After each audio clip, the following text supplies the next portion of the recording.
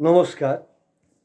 Jaime সাবিনেসের নির্বাচিত কবিতা অনুবাদক জয়া চৌধুরী তার এই কাব্যগ্রন্থ থেকে এবং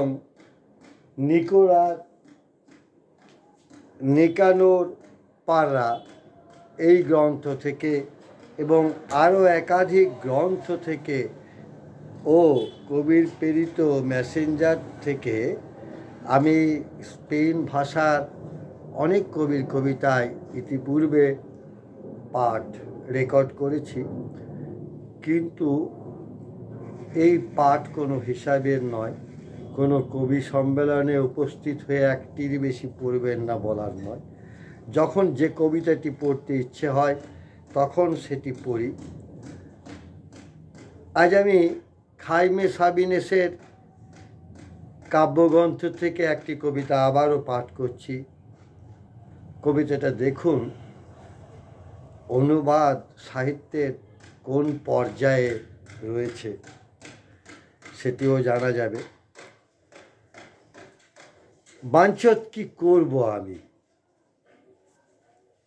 কবি খাইমে সাবিনেস, অনুবাদ জয়া চৌধুরী। বাঞ্ছত কি করব আমি, এত লম্বা আর রোগা রোগা দুটো পা দুটো হাঁটু আমার হাতগুলো, জিভ আর নেকুপুসু চোখগুলো নিয়ে। বাঞ্ছত কি করব আমি এই সব ভালো চাওয়া বোকারামদের ধুলোর ঝড় নিয়ে। কি করব আমি 2 নম্বরি বুদ্ধিমানদের আর মিষ্টি মিষ্টি বাচ্চা মেয়েগুলোকে নিয়ে যারা কবিতা চায় অথচ পুরুষ মানুষ চায় না। কি করব আমি ডিগ্রিধারী বা বামপন্থার ইউনিফর্মধারী কবিদের নিয়ে। কি করব এইসব চাষাভুষো দোকানি বা রাজনীতিওয়ালাদের নিয়ে। বাঞ্ছত কি করব আমি পাগলা, যদি আমি মহান সন্ন্যাসী না হই, হিরো না হই, ডাকাত না হই, কলারসিক না হই, কেমিস্ট না, বিপ্লবীও নয়। কি করব আমি, যদিও এসব কিছুই করতে পারি অথবা কিচ্ছুটি না করে আমার কেবল ইচ্ছে করে তাকাতে থাকি আর তাকিয়েই রই। পড়ছি আর একটি কবিতা।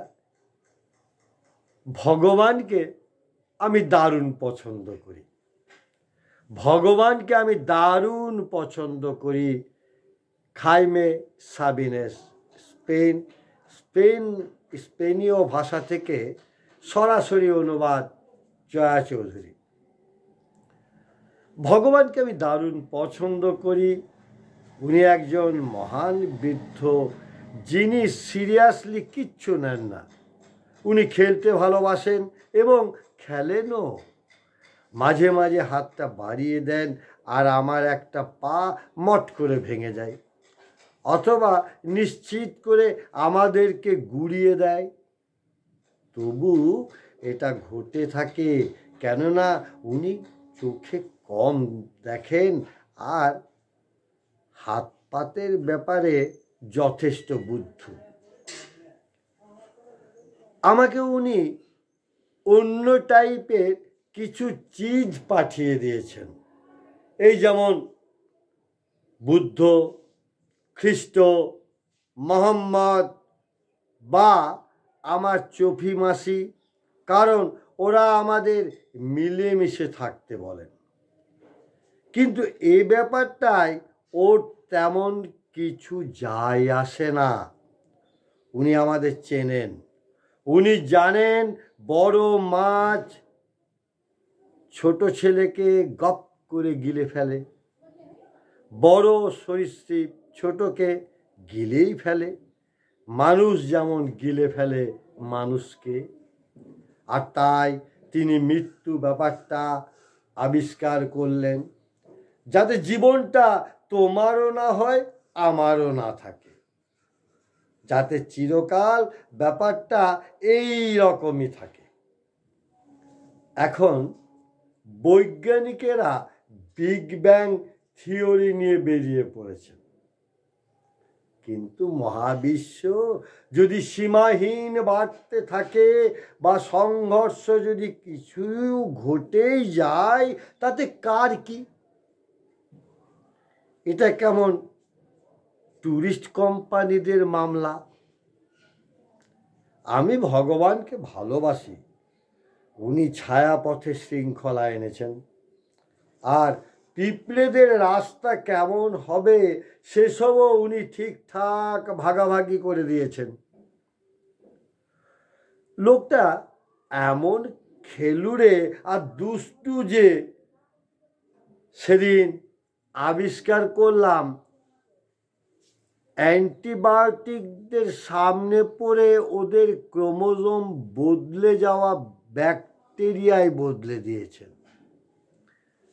জ্ঞানী বুড়ো মানুষ আর আবিষ্কারের সন্ধানে উদ্যোগী কচি বয়সের যাত্রীরা যখন তাদের টিনের তলোয়ার বা মাংস হাড়গোড় দিয়ে খেলা ছেড়ে দেয়, তখন ফুলের কেয়ারি বানায় কিংবা অবিশ্বাস্যভাবে আকাশ রাঙাতে থাকে। উনি এক হাত নাড়ান, ব্যাস সমুদ্র উত্তাল হয়ে যায়, অন্য হাত নাড়ালে জঙ্গল। আর যখন আমাদের সামনে দিয়ে চলে যান, পড়ে থাকে মেঘেরা আর তার নিঃশ্বাসের টুকরো। লোকে বলে মাঝে মধ্যে উনি রেগে ওঠেন আর ভূমিকম্প হয়, উনি ঝড় বৃষ্টি পাঠান, লাভা স্রোত পাঠান, এলোপাথারি ঝড় এবং বিশ্বাসঘাতক জল, অভিশাপ ও বিপর্যয়দেরও পাঠান। কিন্তু এটা মিথ্যে কথা, ঠপ। ভগবান যখন সরে যান, দুনিয়াটাই আসলে বদলে যায়, নড়ে যায়, বেড়ে ওঠে। ভগবান সবসময় খুশি থাকেন, তাই আমার মা বাবা ওকেই পছন্দ করেন, আমার ছেলেমেয়েরাও ওকেই বেছে নিয়েছে, আমার ভাই বোনদের সবচেয়ে কাছের জন উনি, সবচেয়ে প্রিয় নারী, পোষা কুকুর আর রক্তচোষা পরজীবী, বহু পুরনো পাথর, বড্ড নরম পাপড়ি, খুব মিষ্টি সুগন্ধ, অবদ্ধ রাত, আলোর বুদবুদ, এই প্রতীকী আমি পছন্দ করি। আমি অসম্ভব পছন্দ করি ওকে। ঈশ্বর ভগবানের মঙ্গল করুন, মঙ্গল করুন দিদি, যদি আপনারও। আপনি এই গ্রন্থটি না পাঠালে বা এই গ্রন্থটির সঙ্গে পরিচয় না করিয়ে দিলে, খাইমে সাবিনেসের অসাধারণ এই কবিতাটির পাঠ অনুভূতির আনন্দ পেতাম না। আপনাকে আমার ধন্যবাদ, শুভেচ্ছা, শ্রদ্ধা ও ভালোবাসা। জয় হোক।